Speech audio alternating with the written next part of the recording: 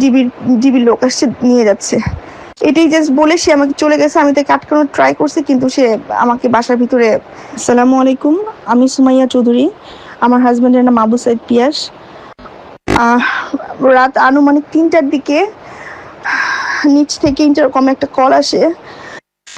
তো কল আসার পরে সে কলটা পিয়াস রিসিভ করার পরে সেখানে কি কথা হয় আমি সেটা জানি না, কিন্তু আমিও মানে এখানে আসার পরে পিয়াস ফোনটা রেখে দিয়ে জাস্ট ওর শার্টের প্যান্টটা পরে আমাকে জাস্ট বলে, তুমি টেনশন করো না, আমাকে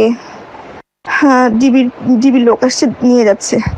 এটাই জাস্ট বলে সে আমাকে চলে গেছে। আমি তাকে আটকানোর ট্রাই করছি, কিন্তু সে আমাকে বাসার ভিতরে ধাক্কা দিয়ে তারপর গেট লাগাই দিয়ে সে সিঁড়িতে নেমে চলে গেছে তাড়াতাড়ি করে।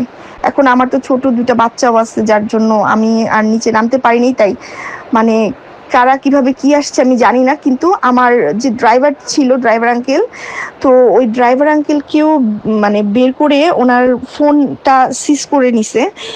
আর ওনাকে মেবি আগে একটা কল দিয়ে জিজ্ঞেস করেছিল যে পিয়াস কোথায় আছে। তো উনি একটু রং ইনফরমেশন দেওয়ার কারণে ওনার ফোনটা যখন নিয়ে যায় তখন ওনাকে একটা লাথিও মেরে যায় আর কি, জিবির লোক নাকি।